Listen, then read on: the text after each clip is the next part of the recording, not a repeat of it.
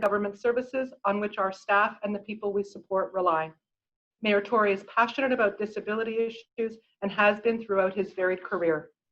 On behalf of the individuals and families we support, I would like to thank Mayor Tory for his ongoing commitment to our sector. Please join me in welcoming our friend, His Worship, Mayor John Tory. Well, Susan, thank you. May I say good morning and welcome to all of you. I'm attending a lot of meetings virtually these days, as we all are, because we really have no choice.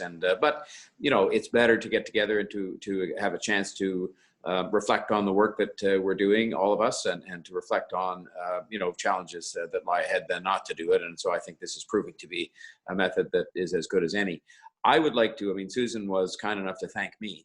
I would like to say thank you to all those who are assembled here, because when Susan mentioned the different constituencies represented in this meeting, whether it's the staff, the volunteers, the donors, the partners, I'll call it, you know, this is a long list of people, and I think we all know that whether it's any of the functions that are, you know, involved with looking after people who are in some way in need of extra support in our community, there's a large team of people that end up doing that. Sometimes people think it's just government, or it's just, you know, one organization by itself, and we all know that that's not true. So I want to say thank you to Community Living and to all of its supporters and adherents, many of whom are gathered here today for all of that work. I think the pandemic has been obviously a challenging experience for individual people and for organizations and for people who are in need of extra support. You know, we have been challenged to continue to serve them, and the organizations that continue to serve them, whether it's Community Living or the government for that matter, have been very challenged in their ability to do so because of the various public health rules and so on that have come into play. And let's be frank, also because of some of the issues, for example, with raising money, which has you know, just been made extremely more difficult, whether it's because of the holding of events or just because some people are not in a situation where they might have been able to support Community Living or other organizations as they were before. We're trying our best with the other governments to make sure that there are some supports in place for organizations that serve the community so that they can get through you know, what I think will be a reasonably lengthy period yet before we can sort of say we've washed our hands of this.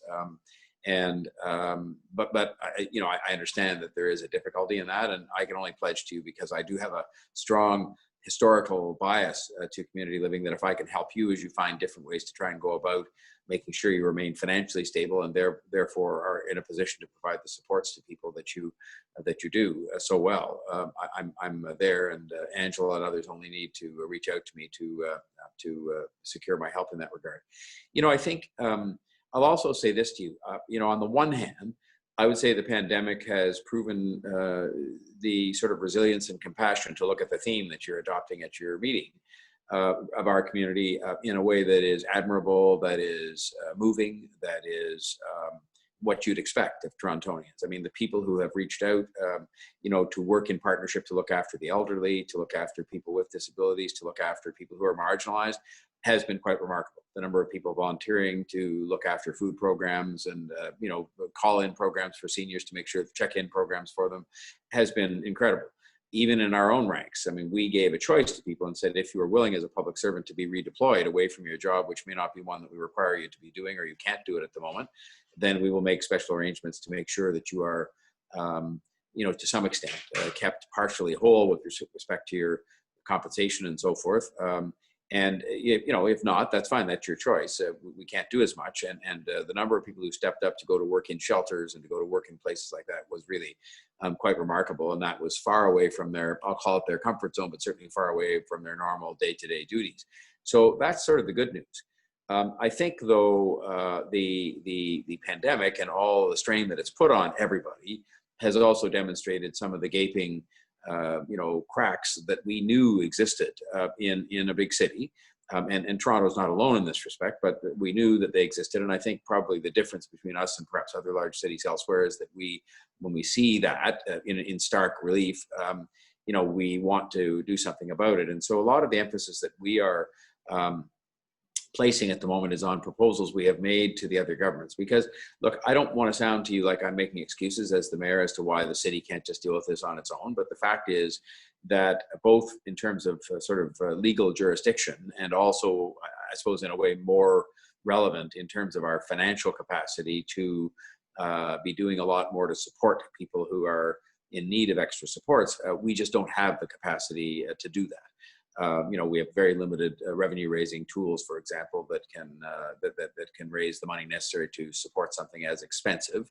And I don't mean to put it that way in the context of the investment as expensive, though, as looking after people with different kinds of special needs, whether it be people with intellectual disabilities or people with mental health issues or people with addiction issues, and the list goes on.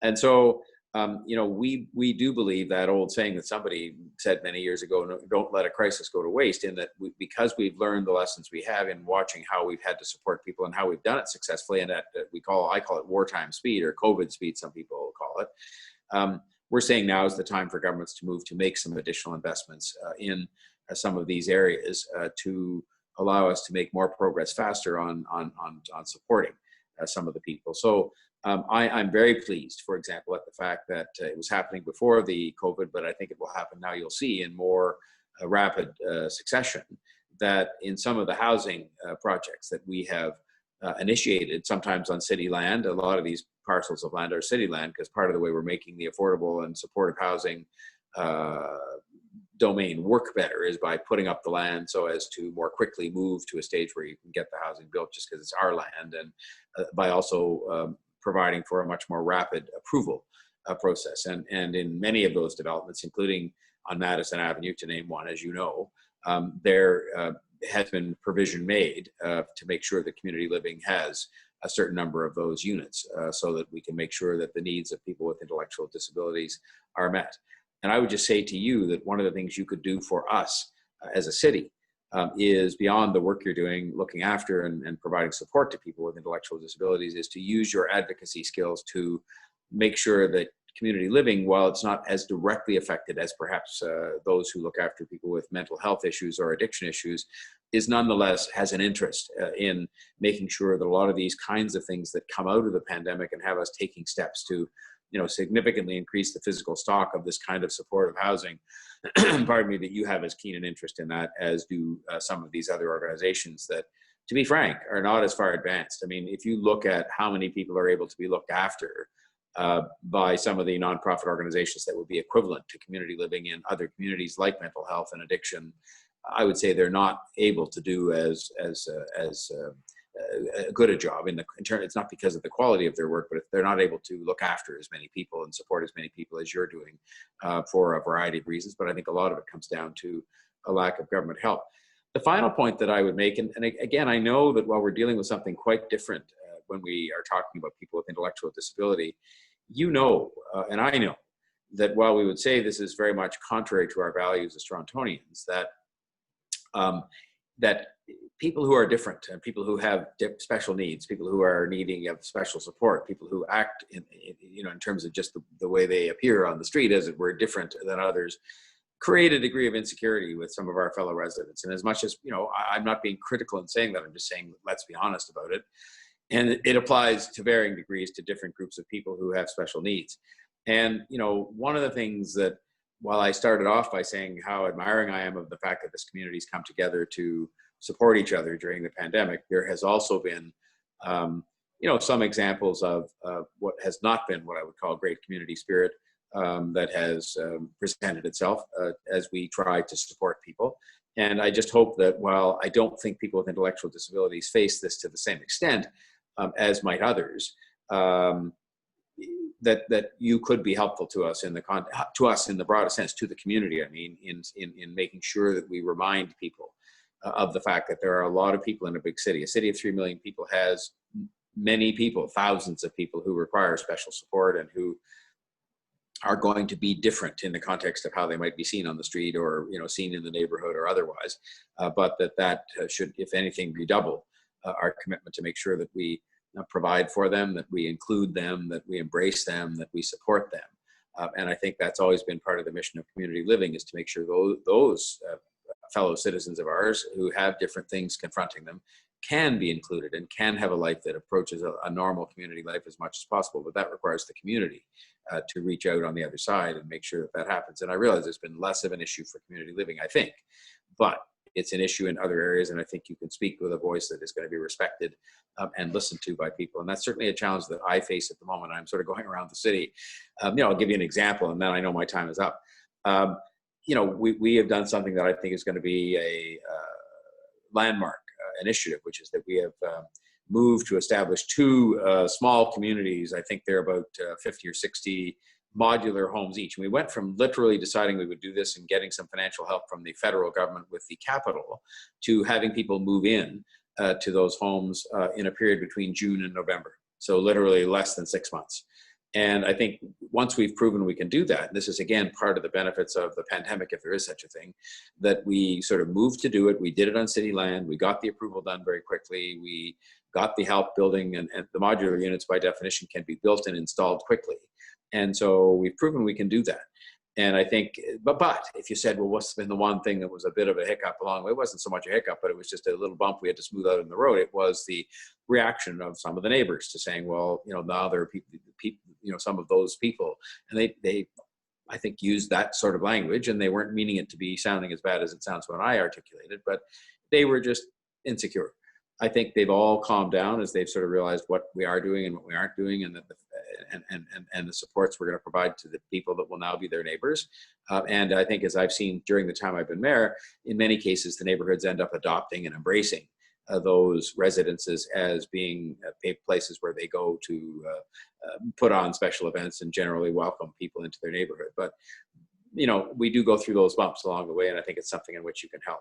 So I'll just stop. I know my time is up, and I know you have your meeting to get on with. I'll say again, thank you. Community living has such a wonderful reputation around here in the City Hall. It just has an absolutely stellar reputation as a compassionate, effective, capably run, organization filled with volunteers and staff who care. I will just say to you that I will remain, for a whole bunch of historical and other reasons, a huge supporter, that I stand ready to help you, that I hope you'll stand ready to help me as we try to address some of the marginalized groups, including people who are just, down on their luck in terms of lower income or in racialized communities where they continue to face discrimination and systemic racism. But there are other groups that are just in need of more support from government. But I hope you can be my ally as I move forward to talk together governments and say, we're going to do our part as a city. We're not just trying to say it's all yours, but we need your help. So I thank you very much. I wish you a very good meeting. I'm sorry that it is virtual, but better virtual than no meeting, and that I will look forward when you have an in-person meeting. I've been before to the annual meeting. Perhaps I can try to come in person in 2021 when we have put some of this behind us. So thank you again for everything you're doing and for giving me this chance to speak with you this morning. Thank you, Mayor Tory, for your remarks and for joining us today. I especially loved hearing the stories of essentially silver linings from the pandemic. We all sort of need that. We look forward to welcoming you, hopefully next year or at other future events. A gift of appreciation has been sent to Mayor Tory's office on behalf of all of us at Community Living Toronto. Thank you. Thank you. This morning, as members of Community Living Toronto, you'll be asked to approve the slate of candidates for the board by the Board of Directors. We'll also hear a report from our Treasurer, Michael Chalice, on our current financial status. The Public Relations team at Community Living Toronto have once again produced an informative and vibrant annual report which details the state of our finances and highlights some of our activities and achievements over the past year. The report was provided in the AGM package that was emailed or mailed to you and is also available digitally on the Community Living Toronto website. This year's theme is compassionate and resilient communities, as you heard. Brad and I will share with you this morning a few more details on some of the significant projects and achievements of our staff, volunteers, and partners. Extra copies of all reports and minutes are available through the Executive Office by contacting Executive Coordinator Kathy Brennan at 437-929-2833 or kathy.brennan@cltoronto.ca. Once again, a warm thank you and welcome to our many friends and partners from other agencies and from across the city and province. We value our relationship with each of you, and we know that our collaboration has helped us to better support and serve our communities. Before we move to the business portion of our meeting, James will run through some housekeeping items and how you can participate. Great. Thank you very much, Susan. James here, your moderator. So I'll quickly say that we're using Zoom as our platform, of course, for today's meeting. In order to participate by moving or seconding a motion, you just have to type in your full name using the chat function, and both to move and to second. So I'll ask you for that, or Susan, I should say, will ask you for that. Then I'll read that out as well as the results. We'll also ask you to please use the chat function to express any nay votes if you're voting against. We won't be asking about votes in favor, but we will be asking about votes against. If you'd like to vote nay or against, please use the chat function on your screen. That's it for me. Back to you, Susan. Thank you, James. Your AGM package was emailed to you in advance of the meeting. Please note that there have been some revisions to the agenda, so we've provided this slide which reflects these updates. The minutes of last year's annual general meeting on September 26, 2019 were also emailed or mailed to all voting members. I would now ask for a motion to approve these minutes. I approve it. Thank you. Is that Nelson? Yes, it is. Thank you. And for a seconder, would the seconder please type their name into the chat for the record? We have Emery Gilbert seconding. Thank you. It's recommended that the minutes of the 71st Annual General Meeting of Thursday, September 26, 2019 be approved. Those opposed?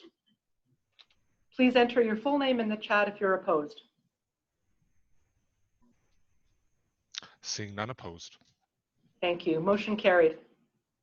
Okay. During the past year, your board of directors convened 15 times, both in person and virtually. We believe that the business conducted and the business decisions made during those meetings were completed in the best interests of Community Living Toronto and its members. If you wish to examine the official signed minutes of the board meetings, they're available through contacting Kathy Brennan in the executive office. I will now ask for a motion that the actions of the Board of Directors of Community Living Toronto for 2019-2020 be approved. May I ask for a mover and seconder to enter their names in the chat? I move it. Moved by Nelson and seconded by Val Pichet.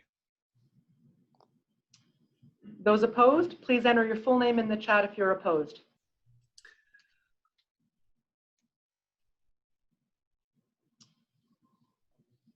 Seeing none. Thank you. Motion carried. We'll now move into the election and re-election of board members for 2020-2021. The members of the Governance Committee of the Board work throughout the year with candidates who will continue to provide a wide range of experience, diversity, and skills to the Board of Community Living Toronto and its committees. Membership of the Governance Committee represents the Board of Directors and the Self-Advocates Council. Thank you to the Governance Committee for your commitment and hard work. This year, there are 3 returning directors whose current terms have ended and who've been nominated to stand for re-election: Valerie Pichet, Stephen Andrews, and Emery Gilbert. In addition, Michael Chalice will be retiring from the board. This vacancy is being filled by our nominee, Susan McCloy, and we are grateful to her for being willing to return to the board. In addition, the Governance Committee is recommending that Victor Figueiredo and Nick McRae remain on the board for an additional year, which will require an extension of their terms by 1 year. Working with these directors makes it evident that they all share a deep commitment to the community living cause and bring a wealth of experience and tremendous skills to the board table.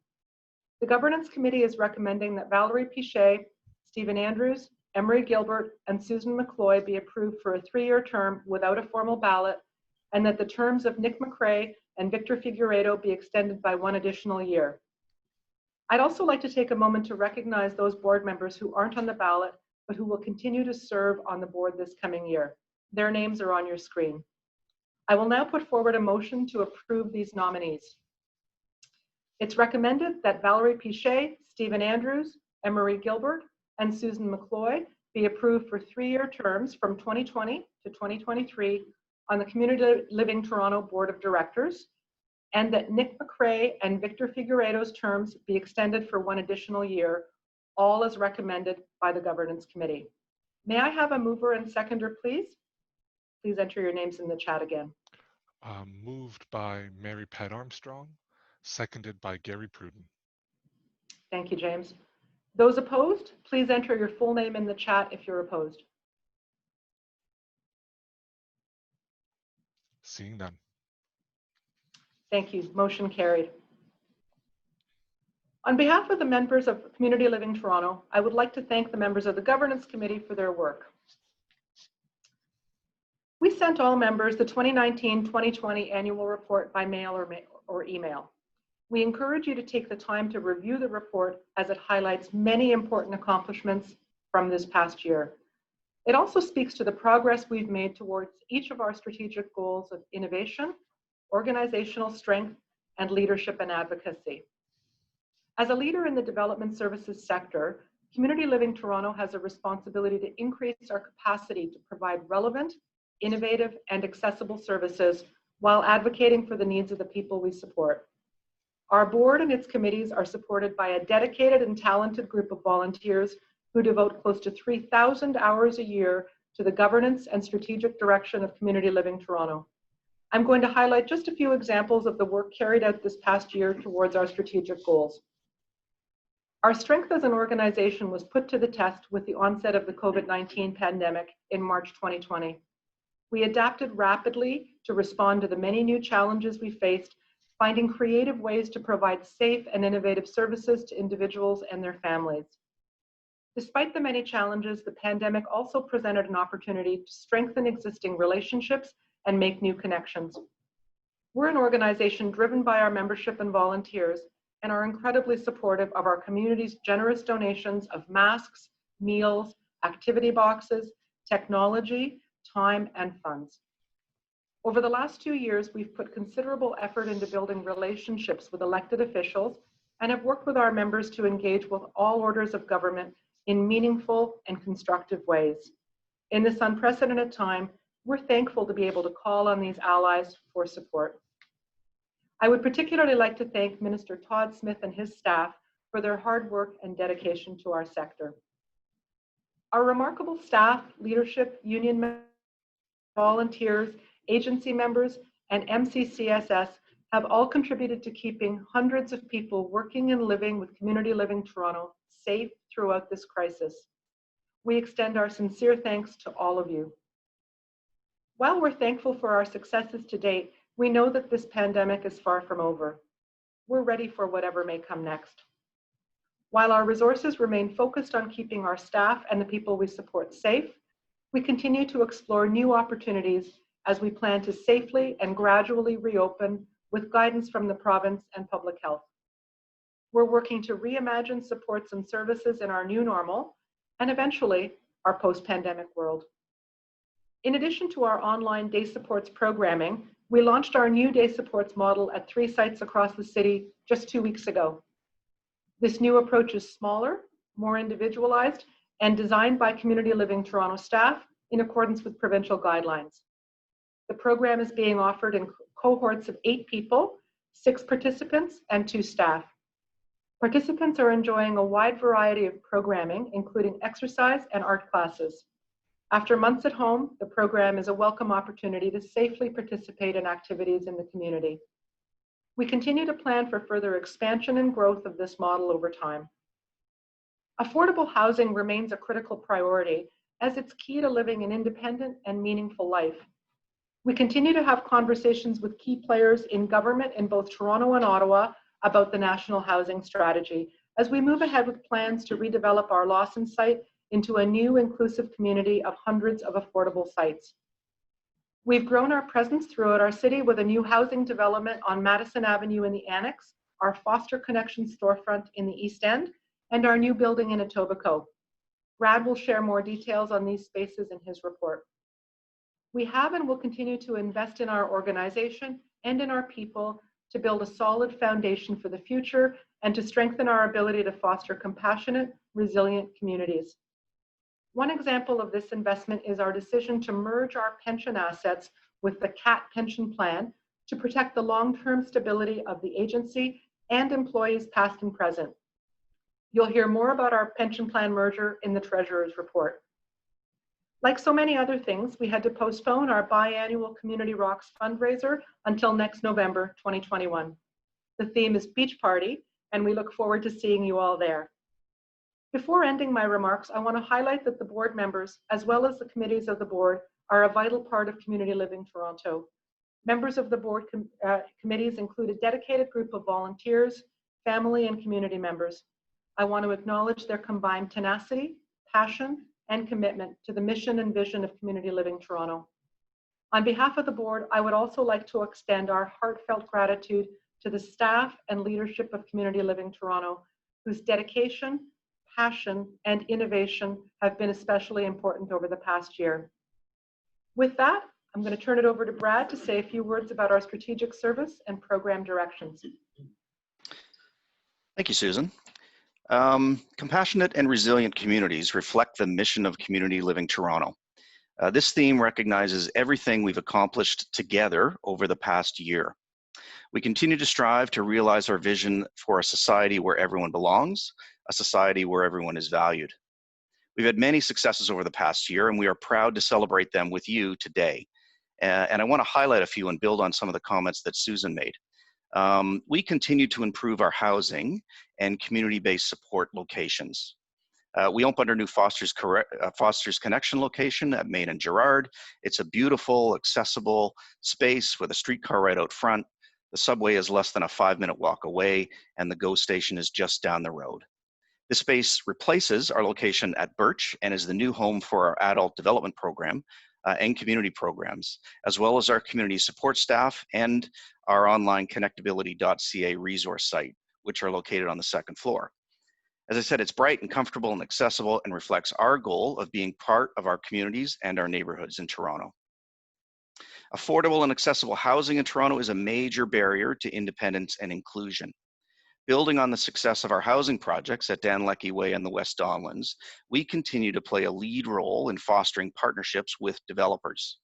Madison View, as both Susan and the Mayor mentioned, is our most recent example of this. In the fall of 2019, 26 individuals moved into 12 apartments in this fantastic new building located just down the street from Casa Loma. The apartments are modern and accessible, and the building includes 2 rooftop gardens, a library, and some great community space. We are really grateful to the City of Toronto, and in particular Tim Need of Mahogany Management, who continues his commitment to affordable housing for people who really need it in this city.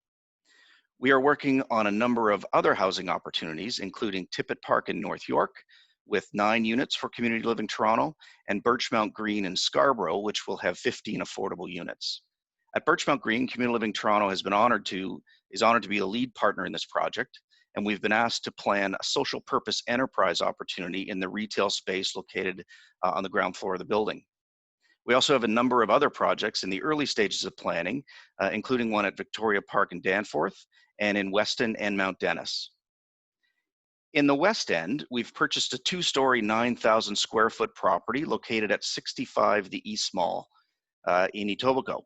This will replace other rental locations that no longer suit our needs. This is allowing us to save on some rent and reinvest in much needed community supports. It's very challenging to find affordable, great rental space or ownership space in Etobicoke, and this took us 4 years to find this spot. It's great. It's a short bus ride from the Kipling TTC station and is close to restaurant, shop, and the rest of the community in South Etobicoke. The building itself is accessible with many windows for natural light, also has lots of parking. Our renovations are back on track after having to pause for the pandemic, and they're almost complete. We can't wait until we move in later this fall. At our AGM last year, we spoke of our plans to contribute to the solutions of the housing crisis in Toronto by developing our Lawson site in Scarborough. We have made significant progress over the past year and are in the final stages of selecting our development partner. The current plans for the site include more than 1,000 rental and ownership units, with up to about 20% for individuals with a developmental disability living throughout the 5 buildings that will be built on the site. Community Living Toronto will also build and own an affordable rental building, which will be a legacy for the organization for years to come. We want this project to be a showcase of what is possible for the rest of the province and for the rest of the world. Planning continues, so please stay tuned. The United Way of Greater Toronto is a vital partner, and we fully support their goal of fighting poverty in all its forms in the city we live in, Toronto. Poverty is a well-known challenge for people with intellectual disabilities who depend on family and government and community for financial support. That needs to change, and we can do better as a society. Technology also became a crucial solution for combating social isolation during the pandemic, and the United Way stepped up with funding to provide tech for people who couldn't otherwise afford it. As always, thank you, United Way. Supporting people with complex behaviors in their communities is a challenge we have worked on for a number of years. To meet this challenge, over the past year, we reorganized ourselves to better support children and families in the community, as well as those who live with us. We continue to grow our capabilities in the specialized services area and strive to become a leader in this area. For 50 years, Shadow Lake has been a summer vacation highlight, and we made significant investments in the infrastructure of the camp so that our beautiful facility just north of the city can continue to be enjoyed for years to come. 2019 was a fantastic season that wrapped up with an open house that saw hundreds of people drop by the camp. As we know, camp was different this summer due to the pandemic, and we offered virtual Zoom camp sessions. Small and large groups met online each day, and a camp goodies box was mailed home with gear such as a t-shirt and activities for each day of the week. Our team at Shadow Lake really went above and beyond to provide the best Shadow Lake experience we could, given the situations we're all in. These are a few of the exciting developments that have emerged from the strategic direction established by the board in 2017. This has been a roadmap that has guided our work for the past 3 years. So a few highlights to include, towards our strategic goal of organizational strength, we've made great strides in the area of affordable housing, workforce planning, recruiting and retention, use of technology, our real estate plan, and securing the CAT pension plan merger. This pension plan, although doesn't sound like a big deal, the transfer will allow will secure a retirement benefit for our staff while giving financial stability to the organization. Much of the progress we've made would not have been possible without our early work on strengthening the organization. We've driven innovation through our efforts to modernize community participation supports, develop new and revitalized spaces and community. Our Triad Respite program, to name one, was recognized with an International Award of Excellence this past year, and there's so much more. There's not a possibility I could mention it all. Lastly, towards our strategic goal of leadership and advocacy, we have and will continue to strengthen our relationship with government and engage our members and volunteers to advocate for the critical needs of our sector. We are committed to making sure that the voices of the people we support are front and center in our advocacy efforts. Finally, I want to end by highlighting COVID-19. So despite coming at the very end of our fiscal year, COVID-19 has defined our lives for the past 6 months.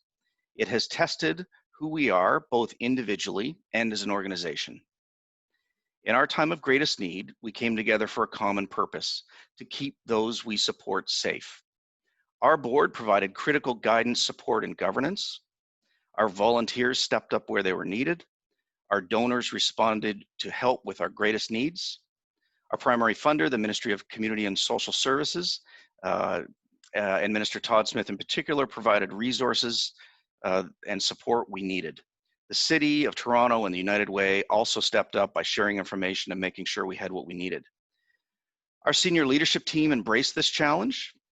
They helped make sense of the chaos that was going on around us. They acted decisively while being thoughtful and measured. We provided support and leadership along with other organizations to the broader sector to make sure we all had the knowledge we needed. To our families and loved ones of the people we support, we are so grateful for your patience and understanding as we went through this. We were learning as we went, and we did the best that we could. Many of you have shared with me your stories of the struggle of being apart from the people you love. Isolation and separation is one of the hardest impacts of COVID-19, and it has touched everyone. Finally, we owe a huge amount of gratitude to our staff of over 1,200 people. Our supervisors and managers have provided authentic, effective leadership and managed the huge demands and responsibilities of keeping people safe. The leadership and members of CUPE Local 2191 constructively helped us through this. We had a true partner through this over the last 6 months, and I cannot express how grateful we are for that. Staff had many, many challenges they rose to. Redeployment to new locations, a change to a 12-hour shift for many, wearing PPEs for long stretches, and supporting people who were positive for COVID-19. They brought their creativity and passion to keeping people engaged and connected while they were isolated. They left their homes each and every day and their families to support others who relied on them. Throughout the organization, people did what needed to be done. Thanks to our collective, extraordinary efforts, we are fortunate to have experienced only a small handful of cases since the pandemic began. We recognize we're not through this, but we're committed to dealing with whatever challenges come our way. I want to end my remarks with the deepest gratitude to everyone who is part of the Community Living Toronto family. Thank you, thank you, thank you. And thank you, Brad. I'd now like to ask Michael Chalice to unmute to deliver the Treasurer's report. Thank you, Susan. In the annual report sent to each member of Community Living Toronto, you'll find an overview of our financial report. Each member has also received a copy of the financial statements and the auditor's report for the year ended March 31st, 2020. Audited and signed financial statements are also available upon request through Community Living Toronto's Executive Office. I would also like to take this opportunity to thank recently retired Chief Financial and Information Officer, Flavian Pinto. I've had the pleasure of working with Flavian over the past 8 years while volunteering on the Finance and Audit Committee, Pension Committee, and on the board. Flavian has had a big part of the success of this organization, and he will be missed. So I just want to say thank you, Flavian, for supporting me in my role and always helping make complex financial topics easy to understand. It was greatly appreciated. Thank you also to the current Chief Financial Officer, Betty Yam, and her team for their continued hard work and dedication. So as in the past few years, fiscal 2019-2020, we continue to operate in an environment of austerity and restraint. With no increases to annual operating budgets for the past number of years, community living and the rest of the developmental services sector continue to be challenged to manage rising costs of operating services within these fixed budgets, while also supporting individuals with increasingly complex needs.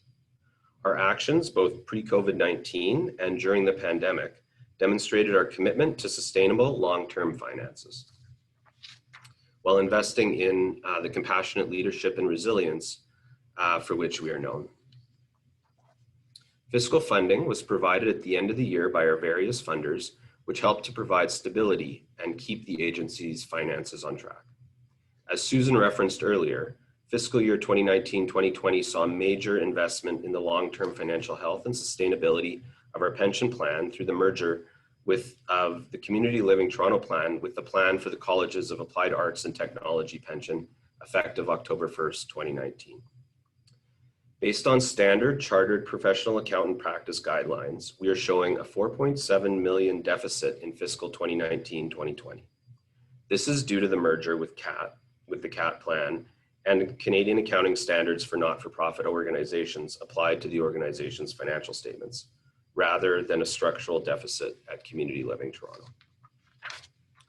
The merger required a payment from Community Living Toronto to CAT, which will be made over a 10-year period. We believe this merger with the CAT plan will protect the retirement security for our past, current, and future staff for generations to come. The COVID-19 pandemic defined the last few weeks of 2019-2020 fiscal year, which ended on March 31st, 2020. We were fortunate and thankful that MCCSS quickly provided supplemental funding to the developmental services sector to help address the new realities of purchasing large quantities of personal protective equipment and offering our staff extra shifts and wages to keep our residential programs safe. We received some stabilization funding from the ministry in 2019-2020 as part of the sector stabilization project, which added $1.7 million to our budget for the past year. and we have already been advised that this funding will continue for 2020 to 2021. So despite our financial challenges, we are pleased to see positive operating results. We have achieved these results while continuing to provide the highest quality of services and supports to over 4,000 individuals. We have continued to keep administrative costs low, even with the increasing requirements associated with operating regulations and funder requirements. As in previous years, we remain committed to maximizing the funds spent on providing services and supports while minimizing administrative costs. For 2019-2020, total revenue was $93.6 million. Approximately 80% of the revenue was received from the Ministry of Children, Community and Social Services. The remainder came from a number of important partners, including the City of Toronto and the United Way of Greater Toronto, as well as our fundraising efforts, fee-for-service programs, entrepreneurial ventures, and user fees. Total expenses were $98.3 million, and financial results at Community Living Toronto are prepared by staff and are fairly presented in accordance with generally accepted accounting principles. These financial statements have also been audited by our external auditors, KPMG. Again, I wish to thank Betty and her team for making my job as treasurer run smoothly. And if you have any questions, Betty or I would be happy to respond.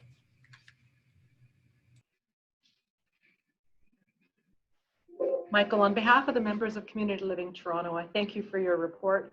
I know you've invested many hours to ensure that all areas of Community Living Toronto's finances comply with the requirements of government, other funding bodies, and the Community Living of Toronto membership. Michael will now put forward the following motions to the membership. One, to approve the financial statements, and the second, to approve the appointment of the auditors for the coming year. So I move that the members of Community Living Toronto approve the audited financial statements for the year ended March 31st, 2020, moved by myself. Seconded by Emery Gilbert. May I have a seconder, please? Please enter your name in the chat. Seconded by Emery Gilbert. Thank you. Any opposed? Please enter your full name in the chat if you're opposed. Seeing none. Thank you. Motion carried.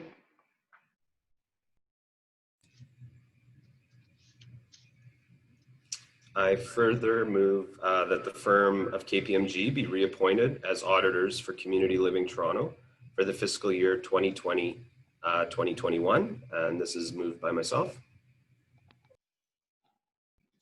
Thank you. And may I have a seconder, please? Please enter your name in the chat. Seconded by Susan McCloy. Thank you. Any opposed? Seeing none. Thank you. Motion carried. Thank you, Michael. Before we wrap up the meeting, I would like to recognize some of Community Living Toronto's outstanding volunteers. Earlier this year, we lost a dear friend of Community Living Toronto. Donna Britten was an admired and respected member of the Community Living Toronto family for over 40 years. Donna was a past board president and long-serving board member, a dedicated volunteer on Scarborough Council, a passionate advocate for people with intellectual disabilities, and a devoted parent to her son, David, her inspiration for becoming so actively involved in the developmental services sector. Donna was an unstoppable advocate when championing the rights and choices of all people. She recognized the importance of family playing an active role in not only the care of their loved one, but also as change makers for the sector, always making sure the parents' perspective was voiced and heard when important decisions were being made. As a parent and an educator, she fought for inclusive education opportunities, not only for her son, but for children everywhere. Her role in founding strong family-oriented groups such as Extend Family and Pilot Parents, now Family Link, remains a lasting testament to her passion for the role of families in our sector. She was also a key advocate for Project 81, an innovative program that created residential and day services in Scarborough for adults with complex intellectual and physical needs. Donna helped advocate for resources needed by families so that their move out of institutions and into the community was successful. Over the years, Donna shared her ideas, personal experiences, and stories at many sector tables, including the boards of both Community Living Ontario and Oasis. Her vibrant, caring, and charismatic nature was magnetic. For her, it was always about taking a genuine interest in people and helping others live full and happy lives. With her lived experience, Donna was a sought-after voice for the sector and developed strong professional relationships with government officials at all levels. Donna's unwavering dedication and commitment to making a difference in the lives of people with an intellectual disability will be greatly missed here at Community Living Toronto and across the sector. On a personal note, when I joined the board, Donna was a very gracious and generous mentor to me. She was always an active participant at the board table and offered insights that were unparalleled. She will be missed. Michael Chalice will be retiring from our board this year.